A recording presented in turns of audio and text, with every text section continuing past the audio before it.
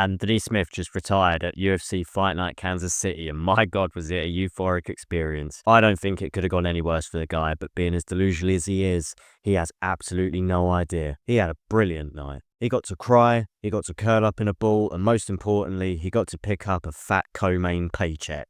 I wanted to make this video just to show you how Anthony Smith on paper has been one of the most spoiled, undeserving fighters in UFC history, even beating Michael Chandler. Let's quickly talk about the number of fights this guy has had. Anthony Smith has an insane 38-22 record, even though he reckons it's more. 25 of those have taken place in the UFC, and the thing that annoys me is the opportunity cost of this. Anthony Smith has earned millions over his career, a generational wealth, fighting as often as he can, with only injuries stopping the man from earning a dollar. You can also look through his career and see how highly placed his fights are. This graphic from his first bout with Spann in 2021 shows Smith had more main events than any other fighter from 2018. Since the Jon Jones loss in 2019, which was the peak of his career, he got main or co-main every single fight bar 2 up until 2024. In fact, the only times he didn't was because it was a pay-per-view, and I bet you any money Anthony still asked for it on those two. To show how undeserving he is, I wanted to speed run through his career post-2019, showing you all the highs and lows.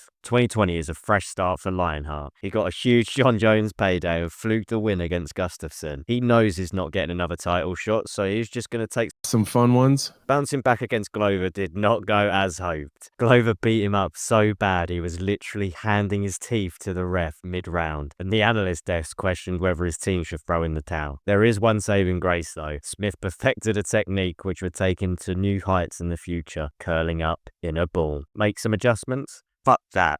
Lionheart makes moves. In August, he's back again for redemption against Rakic, and he loses a decision. The reason he made it, though? His new turtle shell technique. Snooze you lose, and you know Lionheart ain't ending the year on a loss. Plus, you know he wants the paycheck. So he bounces back against Devin Clark and gives him a round 1 submission. Lionheart is back, motherfucker. 2021 was the second golden era of Smith, and probably the last high of his career, on paper. The reality is, he managed to fluke a win against a young Jimmy Crute, catching his perennial nerve with a kick. Even with drop foot, Jimmy managed to secure a takedown and maintain top position for the rest of the round. He returned to his corner and Smith won by doctor stoppage. Who cares? A win's a win.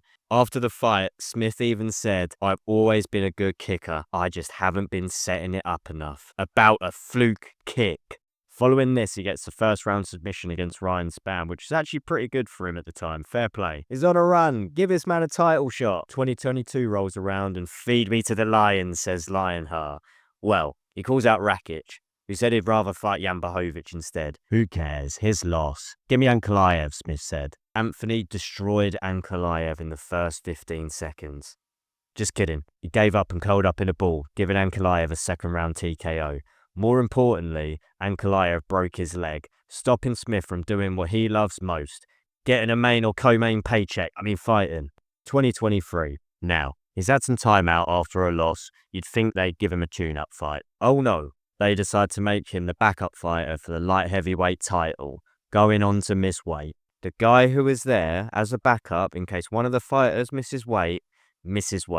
You can't make this up. Yeah, I was really sick. Oh, really.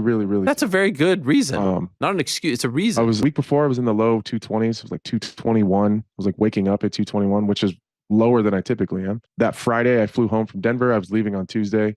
I was really sick Friday. Saturday, I went to the doctor, really bad sinus infection, and I had the flu. They give me all the meds. I get the steroid pack, the antibiotics for the sinus infection. I'm supposed to leave Wednesday. Tuesday, because of the meds and just being sick, I ballooned to like 235, 234. We did all we could to get the weight off. I landed in Brazil at like 228. From Wednesday to Friday morning, I cut from 228 to 206. So following this, he obviously deserves yet another high-profile fight against Johnny Walker.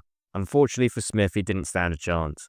He realized in round 2, Johnny was using secret powers to attack Smith's family while simultaneously fighting Smith. He had no choice but to allow Walker to win by decision. In Smith's head anyway. The reality is Johnny absolutely battered his leg and dominated him for the whole fight, with Smith literally looking like a wounded lion. After the fight, he removed his gloves. Not for attention, just for comfort, as he said, "Come on, man, I'm not going out like that." If only he knew. Next up was probably the second most highly anticipated fight of Anthony's career. Very close to the Jon Jones title fight, the infamous rematch with Ryan Spann. If you were a fan back then, you'll remember how the entire world was pumped for this rematch that just had to happen. More importantly, he got his main event back, which he hadn't had for a while. Anthony wrangled a split decision with a lot of people calling robbery, and he got booed by the Singapore fans. And yet another opportunity lands in the lap of Mr. Smith. This time, Azamat Mirzakhanov drops out of his fight with Khalil Roundtree. Smith had the pre-fight excuse of being off the couch, so it didn't matter that Khalil TKO'd him in the third round. 2024 presents a new opportunity, with Anthony being gifted yet another big-name fight with rising star Carlos Ulberg. Carlos had to pull out of the fight, so in steps triple threat Roman Dolidze. Now, Dolidze is on short notice and moving up from a division below, so not an actual light heavyweight. He lost by unanimous decision. You know, those double threat guys. So the fight was a snooze fest, and fans are calling both to be cut from the organization. 2 losses down again, he's got to end the year on a high. Plus, he's only fought once, so they kind of owe him a paycheck. Smith was gifted yet another high-profile fight, this time Dominic Reyes. This was a fight which led to even Dana suggesting that Anthony Smith should retire. Reyes dominated him so badly, he literally felt bad for him. Constantly throughout the fight, Smith just kept dropping his hands and begging Reyes to punch him, just so he can feel it. He used the signature turtle shell technique before being dropped in the second round. Anthony appeared to be going through a rough time as he lost his close friend and coach, obviously seeing the cage as the right place to get his therapy. 2025. So, after years of amazing treatment by the UFC, Anthony Smith announced his retirement semi-respectfully to live off the millions he'd earned over the years. Not quite. He wanted one more. And guys, this was a big one for him, so you know it had to be a co-main. Fans cried and painted murals in the street. His hometown declared the date to be known as Lionheart Day. In all seriousness, people were just wondering if he was going to curl up in a ball again. And he did. To give a quick breakdown, I'm just going to let MMA Guru's clip play out here. Stop curling up on the feet. He's cut Ming Yang open! Or is that Smith that's cut open? It's probably Smith that's cut. It's actually Smith bleeding out the face. He's getting in his eyes. Another low kick. He's quitting. He's quitting.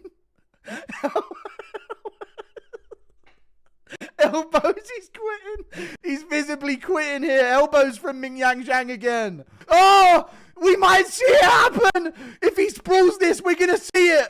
Oh my God, he's going to curl up in a ball. Oh my God, he's doing it. He's doing it, chat. He's on his knees. Oh my God, he's in a ball on the ground. He's doing it. Ming Yang sprawls it and punches him again. Smith's in a ball on the ground, getting beaten up. Big elbows. They're going to stop the fight. No, he's not. He's still in it, chat. Smith's staying in there, but they might stop this. They might stop it. They've stopped it. He curled up in a ball and quit. No!